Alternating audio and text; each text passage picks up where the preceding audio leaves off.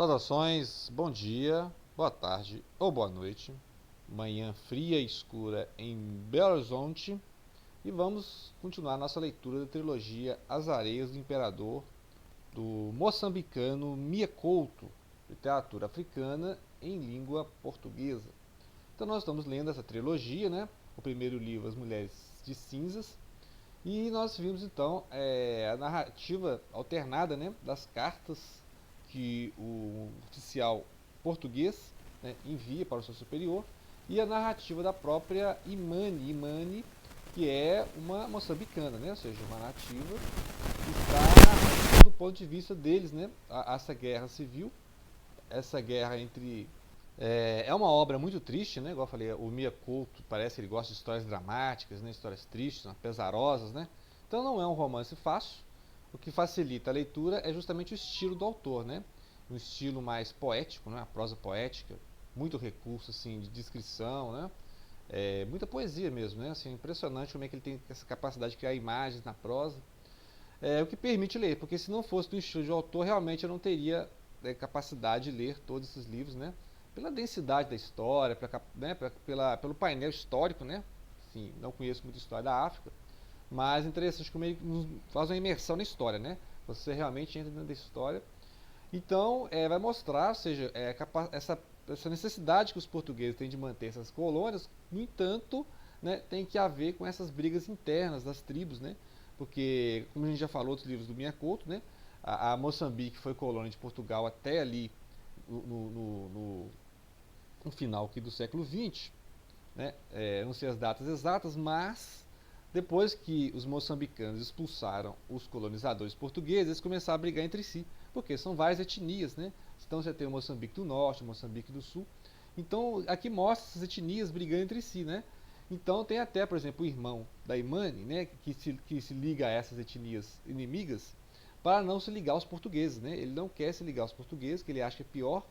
Então ele vai passar a lutar do lado dessas etnias que estão invadindo, né? O imperador que vem do sul está invadindo a tribo da Imani, né? Enquanto que o outro irmão da Imani está aprendendo português, está vivendo com os portugueses, né? Ele passa a virar lá um garoto de recados, né? Um mensageiro e o sentinela dos portugueses. Então, ela tem dois irmãos, um irmão liga-se com essas tribos que estão invadindo, e enquanto que o outro irmão se liga com o português. Por quê? Porque o outro irmão acha que os portugueses vão defender, né? Inclusive o próprio pai da Imani acha assim, ó, vocês vão aliar os portugueses, que os portugueses vão defender essa tribo, né, que está invadindo o imperador, né, do estado de Gaza. Só que acontece que não, que os portugueses não têm condição de defender a capital, né, como nós já vimos, e defender essas tribos que estão resistindo ao imperador, né? Então os portugueses estão negociando com o imperador ali, né? Não querem uma guerra direta, então vai deixar que a guerra civil continue, né? Ou seja, e é isso que o livro vai mostrar nessa parte, né? O primeiro livro, parte 1 é justamente isso, a Imani convivendo com o português, né? O germano, e ele percebendo que essa missão dele de proteger essas tribos, né? Ou seja, ir lá para essa cidade de Nicolane, né? Nicocolane, para defender essas tribos, né? A tribo da Imani, né? Contra a outra tribo. Só que os portugueses não têm condição de armar, né? E aí tem a parte da batalha, né? Em que um dos irmãos dela vai ficar do lado da tribo que está invadindo, né? E vai ter uma grande batalha aqui, né? E o pai da Imani acha que não deve resistir, né? Inclusive ele quer queimar as colheitas, né? Porque sabe, de qualquer forma o pessoal vai invadir aqui, vai queimar tudo mesmo, então não vão resistir. Vamos fazer questão disso. E aí o pessoal acha que ele é louco e tal, dessas questões assim de narrativa. Mas acontece que no final a tribo invade, né? Essa tribo que vem do sul invade, queima as colheitas, né? Aprisiona pessoas.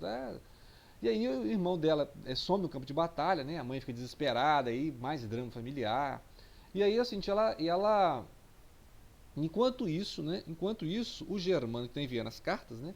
Está enviando as cartas lá para o conselheiro, descobre que na verdade as cartas não estão chegando no conselheiro, né?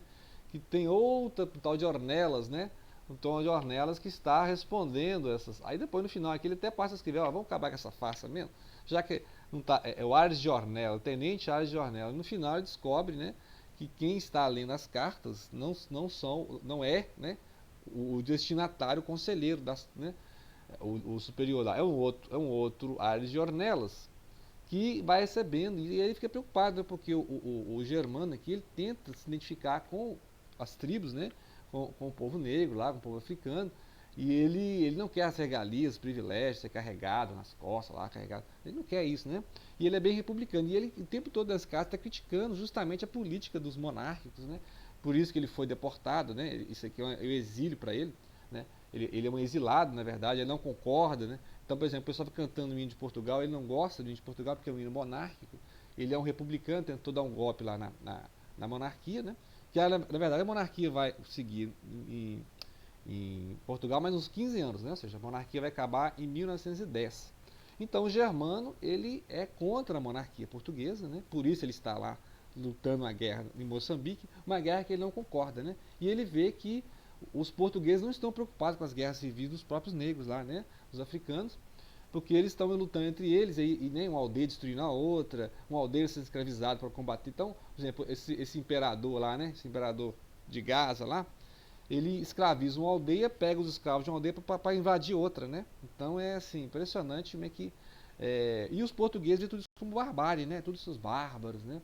Em vez de ajudar essas tribos que estão muitas tribos estão se aliando, os portugueses com medo dessas tribos invasoras, né? E os portugueses não têm condição de defender nem a si próprios, ainda mais prestar assistência a essas tribos, né? Então fica ali a tribo tentando conseguir a atenção dos portugueses, né? A proteção dos portugueses, e enfrentando a carnificina, né? Promovida por esse imperador. Então é complicado, né? A condição da Imani aqui.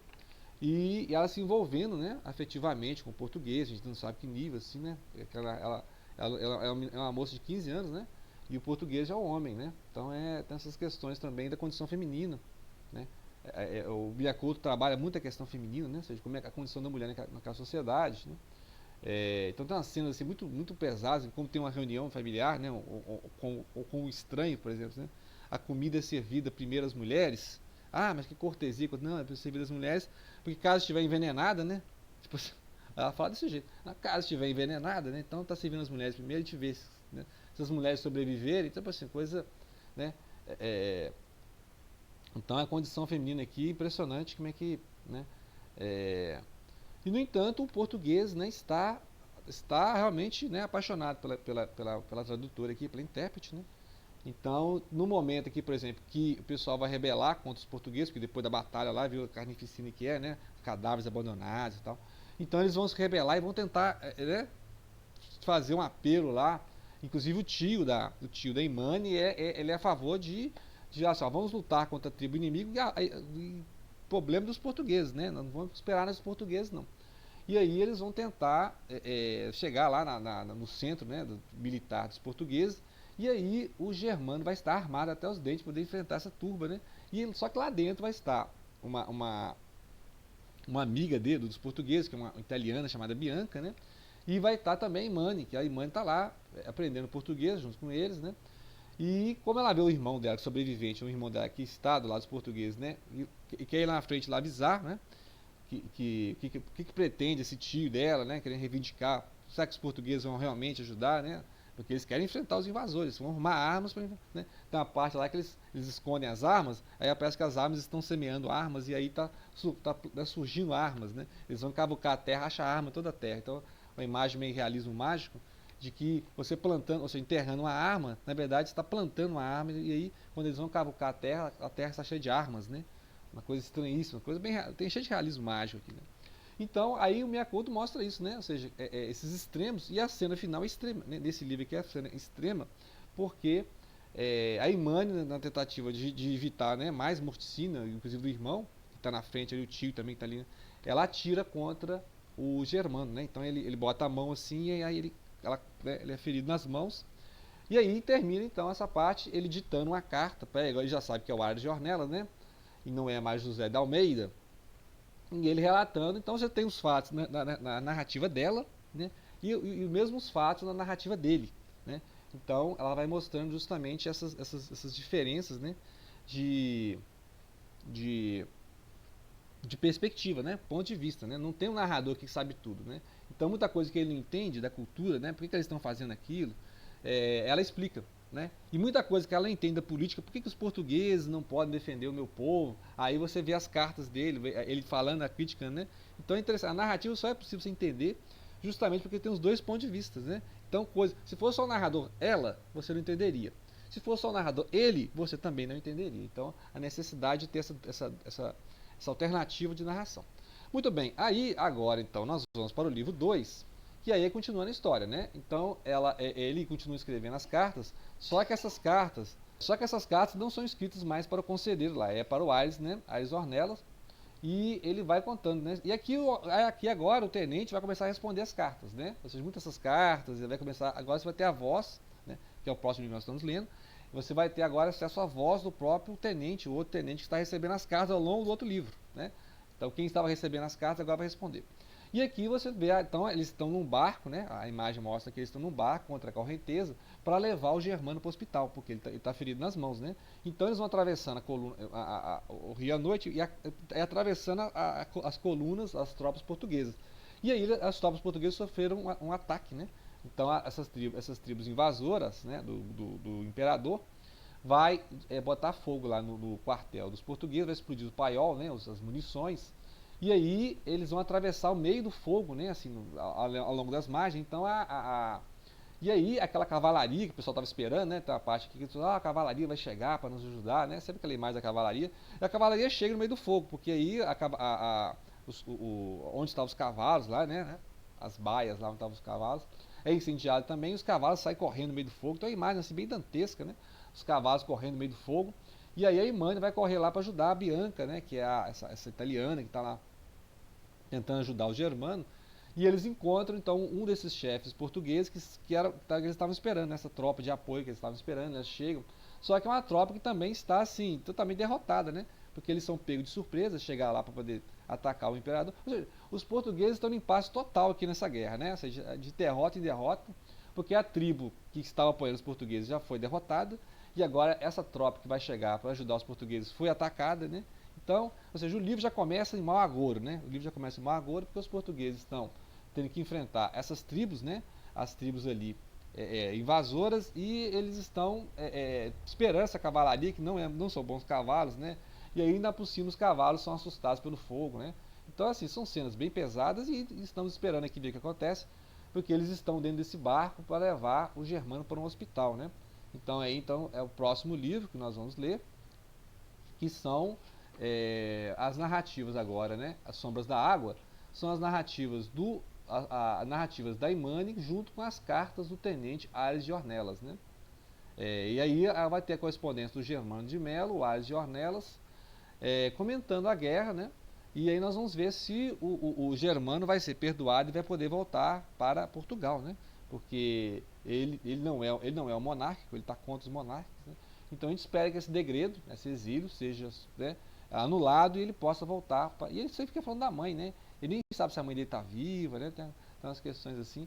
Porque ele sempre fica voltando a história, os flashbacks, para explicar como é que ele foi parar lá, né? Como é que ele foi parar em Moçambique, e ele percebe o drama de Moçambique, né? Então ele percebe todo o drama que está envolvendo aquela família, a família da Imane, né? E ele se sente impotente porque ele não consegue defender a família da Imane, nem a tribo dela, né? Porque justamente os portugueses não estão querendo intervir nesta guerra tribal, né? Eles nem têm condição de intervir, né? Você pode ver que eles chegam lá para ajudar o ponto de apoio onde está o Germano, mas tarde demais, né? Quando eles chegam lá já está ferido, já está indo para o hospital, e as tropas foram todas, as tropas portuguesas foram dispersas, né? Justamente porque foram atingidas do quartel onde elas estavam. Então, assim, são cenas bem pesadas, né? De cenas de guerra mesmo, e mostra, né, como é que se formou historicamente Moçambique, né? Então, basicamente isso. Aguardem os próximos vídeos que nós vamos falar do livro 2, né? São 3 livros, então nós estamos agora começando o livro 2, né? E aguardem mais, né, comentários, ok? Então, grato pela atenção, não deixem de compartilhar.